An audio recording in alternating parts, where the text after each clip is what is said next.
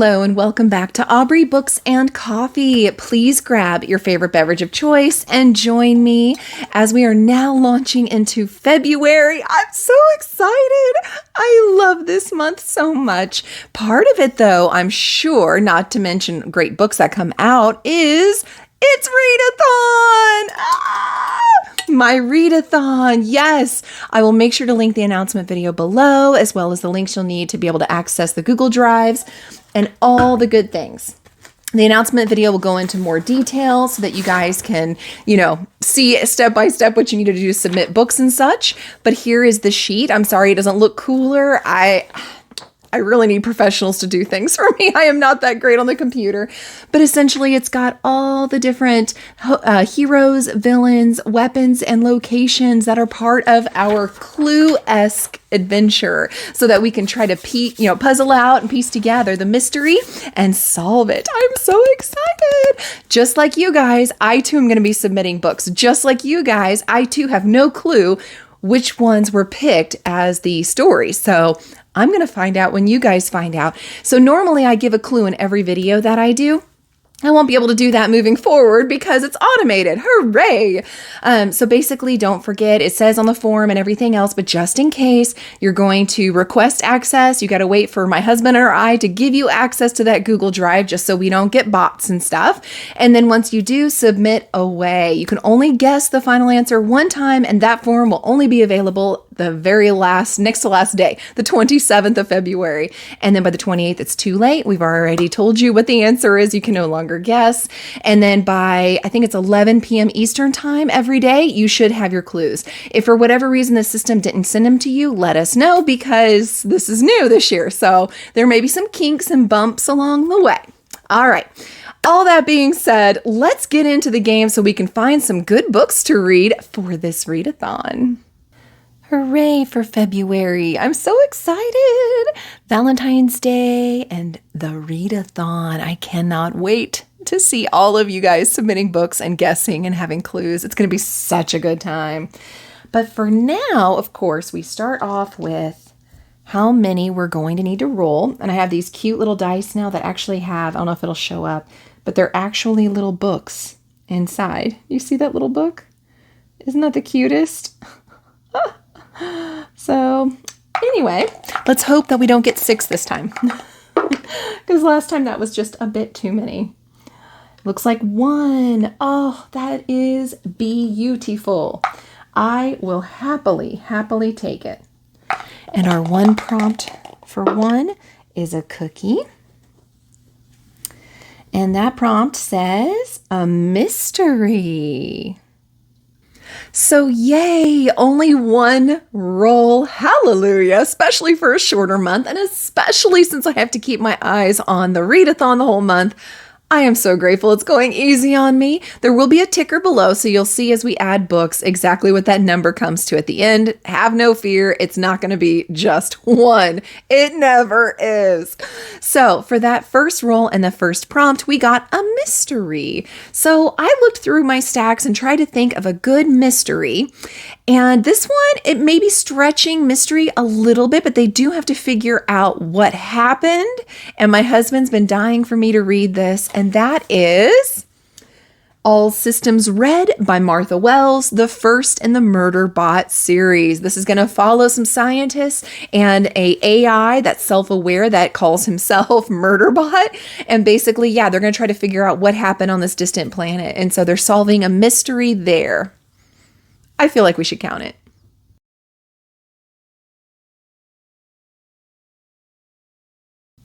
All right, now we get to pull from the Apothecary jar. Last month it was a winner, so I'm hoping I get that again this month. So let's see. This one is... Oh, it went flying. Saga! I have several editions of this, so I am excited to get to Saga and hopefully get at least a few of the issues down. And this will be so fun. So the Apothecary jar decided to give us a bit of a chunker. We'll see how far I get. I'm not going to promise I'm going to get this entire volume finished because it be big, everybody. but I'll do my best. And so we got Saga, which of course is, like I said, pretty huge. This is Compendium number 1 by Brian K. Vaughan and Fiona Staples. The artistry is just amazing in this. I know it follows two people that are on opposite sides of a war, so kind of like a Romeo and Juliet situation. One's guarding the other one, and then they kind of fall in love. And so, yeah, it's a chunker. So we'll see how far I get into it, but I've always wanted to. I think I've reread the first like 4 or 5 issues multiple times. So let's see if I can finally get a little bit farther this time.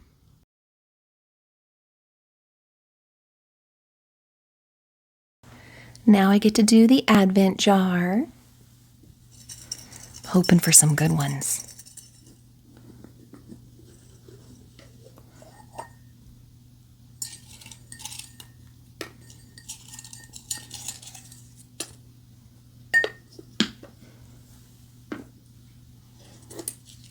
And our first one is, looks like,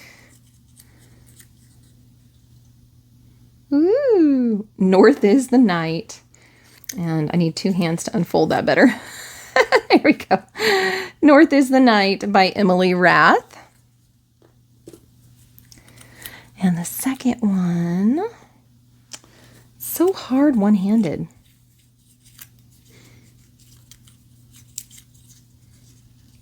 I've been wanting to read this one for a while. Oh, please come in. There we go. It's The Last Murder at the End of the World by Stuart Turton, I believe. And the Advent jar is amazing. I love this little thing. So the 2 books that I picked for this month are North is the Night, which this one apparently follows 2 women who have to defy monsters and gods and mortals to save the day. That's all I want to know. The tagline is literally all I want to know. It's going to give me nice cold vibes since February is still really cold here in Indianapolis.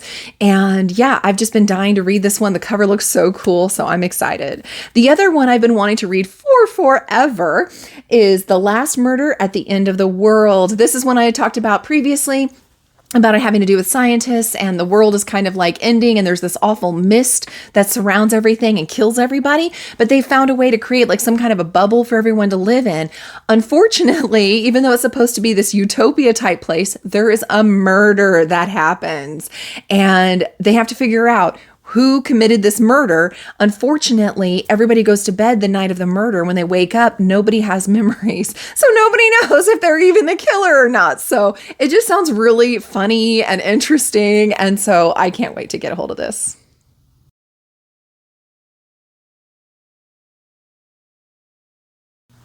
Now it's time to read one of my book box books so that I can get it to you all.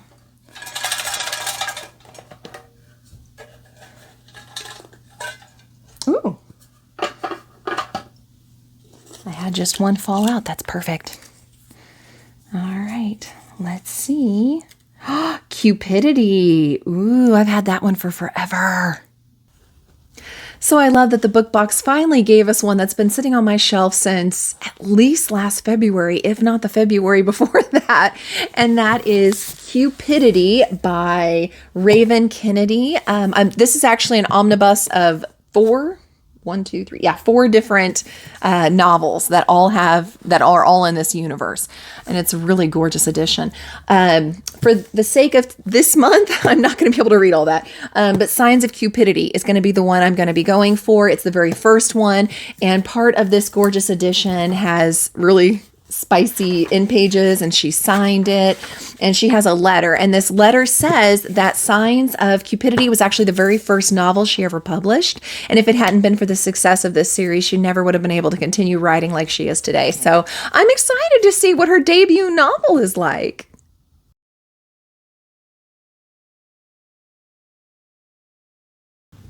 And it's time for the Bookopoly rule. Now I have to admit, it's too late to claim it now, but nobody paid attention to the fact that I went past go. Remember, yellow highlight is the go spot. The library, that's the go spot. So anytime I pass that, the first person to say you passed go and name a book on my TBR gets that free gift, usually a bookmark. a very cool bookmark like the ones you see. Unfortunately, nobody claimed it last month, so we'll have to wait till I get back around again. But for this, I'm going to go ahead and roll to see what we get for February. Last time we landed on YA fiction.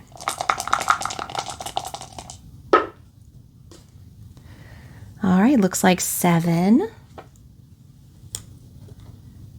1, 2, 3, 4, 5, 6, 7.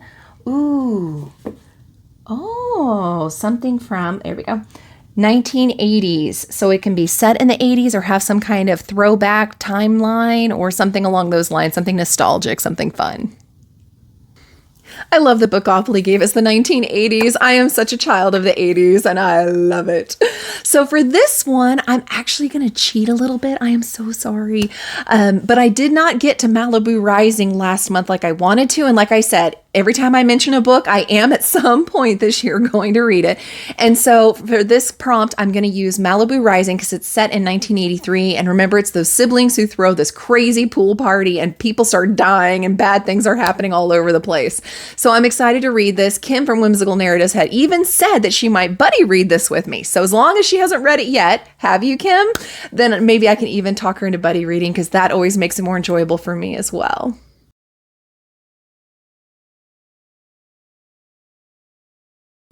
Now it's time to play the bingo board of shrinking my shelf, and I will roll 3 times. If I get a repeated space, I have to roll a 4th time for a 4th prompt, but that only happens the first time it repeats. I don't have to do that, every time. And if I get a bingo, then I can clear the whole board. So here we go with the first roll, and it's a peppermint. So in the row of the peppermint, we've got everything open, so that will be easy. And we have a roll again, so I think I shall.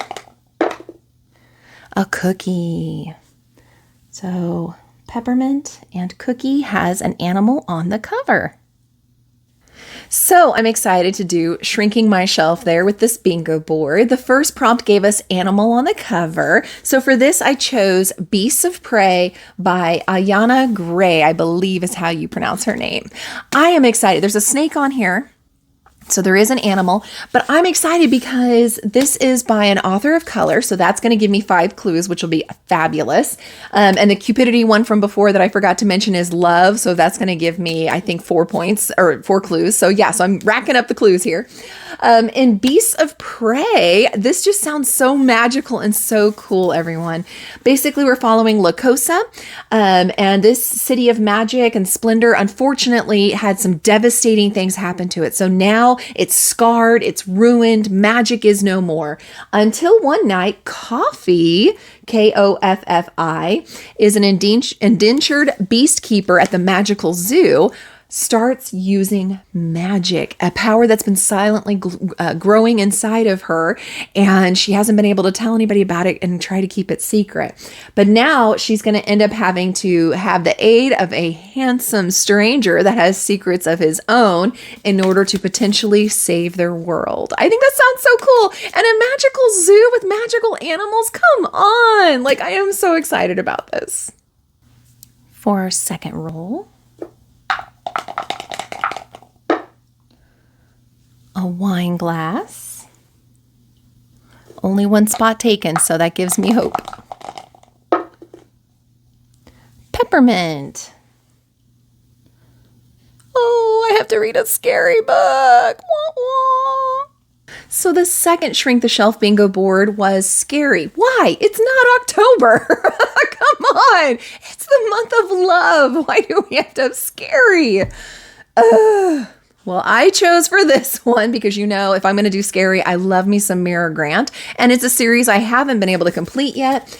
It says The Rising on here because it's all of them. I'm actually going to read book 2 in this Newsflesh series, and that is Deadline. So Deadline is what I'm reading for this prompt. I can't wait. We're probably going to continue with where we left off on the first one. Sorry, there's like something floating around here. I'm not going crazy, I promise. I don't want to say anything because it would give away a big spoiler that happens in the first one. But my heart's a little broken from the first one, and I'm hoping in Deadline it gets repaired. And the last roll, hopefully. Coffee cup, which again only has one, so hopefully that's in my favor. And another coffee cup. And so that is a TBR vet that's been on my shelf for a while. So the third on the bingo board is a TBR vet, and this one has for sure been on my shelves for at least 2, if not 3 years. So I'm excited to finally get to it, and that's She Who Rides the Storm by Caitlin Sangster. It's a chunker. I don't know what's wrong with me. Why am I reading only thick books this month, this teeny tiny month? But basically in this world, there were some long ago shape-shifting monsters, and they were so horrible. They ruled the Commonwealth, and their horrible magic actually fed on the souls of the people that they were in charge of. Well, the people raised up and ended up killing them. So they ended up getting freedom. Well, now a warlord who is in charge is like, I'm kind of into treasure. So he decides to dig up a grave of one of those shapeshifters, despite being warned that the lore says if you disturb a shapeshifter's resting place, it will return.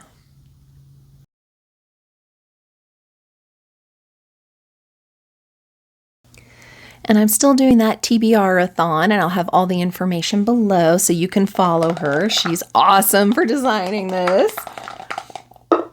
Last time we left on the odd number of pages. This time we rolled a 3. Is that going to come out at all? See if I can hold it up a little better. A 3. So 1, 2, and 3. A title that begins with the word the. And I am continuing to play the TBRathon. I'm going to make sure to link all her information below and everything. It's so fun. And it's also trying to shrink those shelves that we have, which again, all for that. So make sure you go check her out. And yeah, I'll be doing this all year long because I think it's such a fun idea and I get to use my little wolf guy.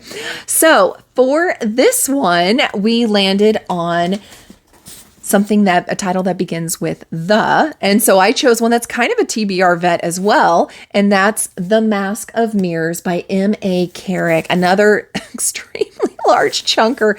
I don't know, you guys.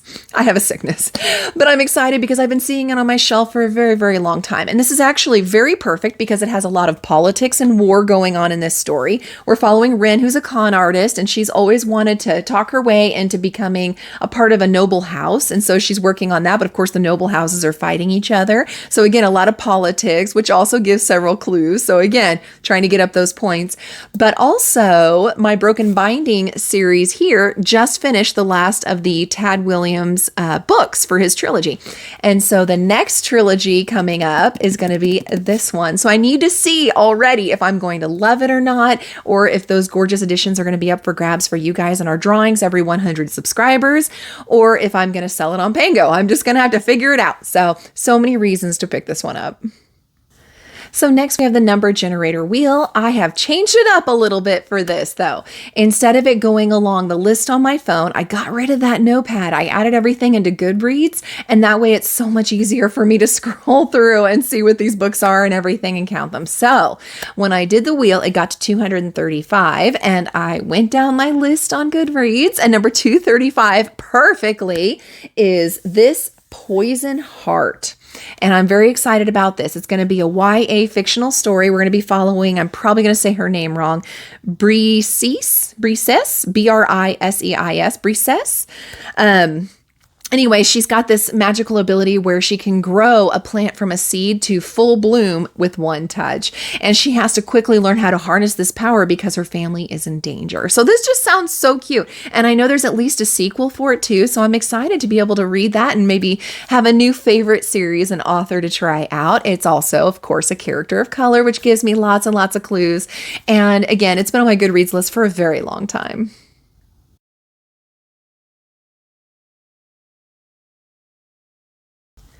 So now we're going to go into our book club choices, the Netgalley I'm going to read, the GoodReads win I'm going to do, and of course the Backlist author I'm choosing to read. So saddle up, let's go. So first for the book clubs, I'm going to selfishly talk about mine first. The ABC book club, you guys are welcome to join. It's free. It's always available. Check us out on Discord. We have a great time. We end up voting. I finally figured out how to do polling for voting in the Discord. So that was a lot of fun for me. For this month, we chose Amari and the Night Brothers. And so this one's also YA. It's one I've been wanting to read for a while. Obviously, character of color, which gives us those extra points, which is why I think maybe that they were deciding to do that.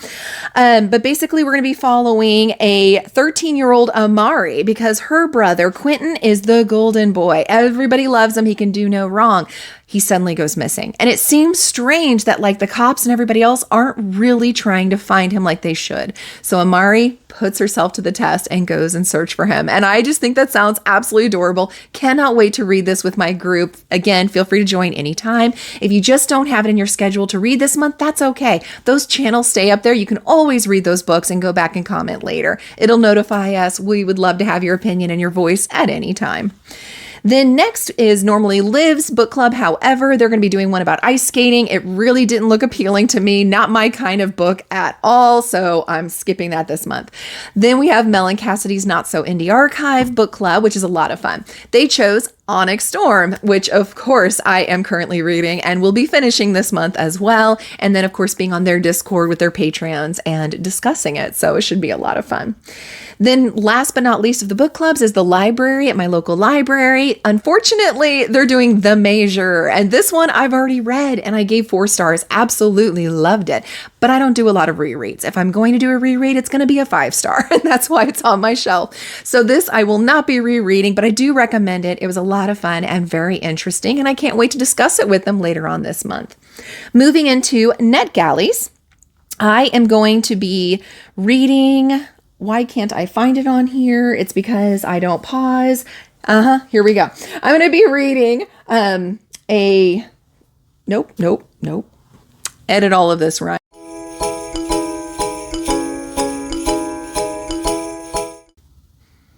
And we're back. I apologize. I have a horrible chicken scratch, so my notes were just all over the place. So anyway, to go back to being more professional, so Netgalley, I got an audiobook arc of The Vanishing of Josephine Reynolds, which is perfect because I have a physical copy because I actually got to go and meet this author in person and she signed my book and everything and had a nice little talk, and I'll make sure to flash a picture up here. And in one of my vlogs, I actually have even more information. She was fabulous and sweet and wonderful. But in this, we're going to be following Josephine Reynolds, and essentially she's kind of at her wit's end. It's kind of like a, what's the word I'm looking for? For Christmas time, not The Good Life. Why can't I remember it? Where he gets to go see what happens if he had never been born. You know what I'm talking about. Everybody watches it at Christmas. So anyway, I hopefully will have my amazing editor husband put a picture up here. So it feels kind of like that, but she basically finds a door and it sends her back into the era of the flapper era, so like the 1920s. So I am so excited. I think it's going to give me so many fun vibes and I'm going to have a great time with it. And it'll continue to help my Netgalley percentage, I hope. Then next we have the GoodReads win, which I am excited about because for the GoodReads win, I'm going to be doing Not What She Seems. Now this one actually is also by an author of color, which sounds really exciting.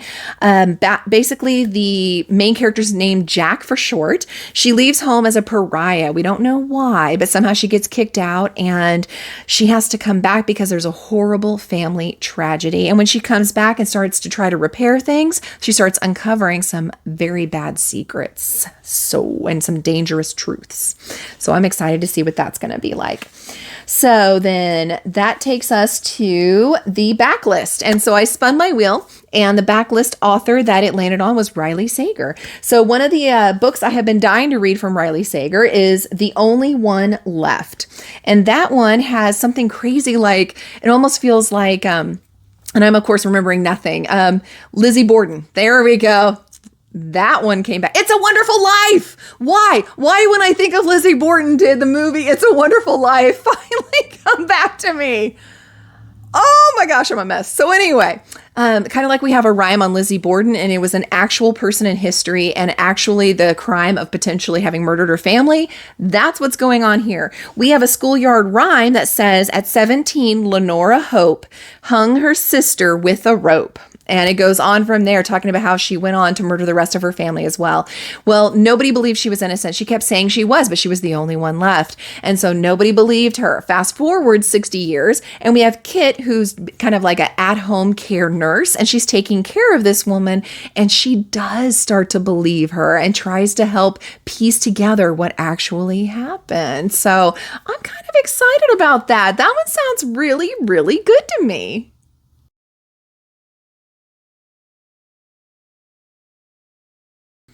Then, of course, I'm going to continue a series. In fact, I'm going to finish a series. How do you like them apples?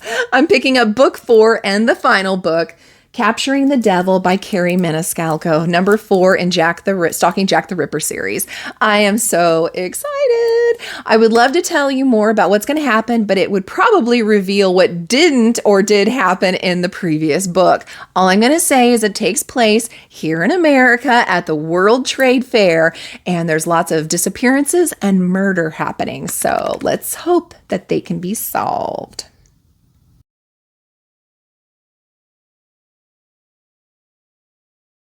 And as always, I need to tell you the top 3 new releases for the month that I am the most excited about coming out. That way I can also put them in my Advent jar. Duh. The first one comes out on February 11th, and that will be Scythe and Sparrow. This is book 3 in the Leather and Lark series. I am so excited. I cannot wait. I love all of these. They are fabulous for me. Lots of spice though, so fair warning. And then also on February 11th will be Emily Wilde's Compendium of Lost Tales. This is also book 3 in the Emily Wilde series. Could not be more different than the previous one I mentioned, but it just looks like it's going to be the same vibes and sweetness all around. So I know a lot of us are going to be picking that one up. The third and final, but certainly not least, February 18th will be Rebel Witch. This is that much anticipated sequel to The Crimson Moth or Heartless Hunter, depending on which cover version you got. So excited to finally see what happened with our characters and to see what's going to happen next. Well, thank you all so much for putting up with all the madness here. Please like, subscribe, send your friends, and let me know below what you're most excited to read in February. And let me know if you're going to be participating in the readathon, and I hope you are, especially since there is a prize at the end. If you don't know what I'm talking about, you better go check out that video.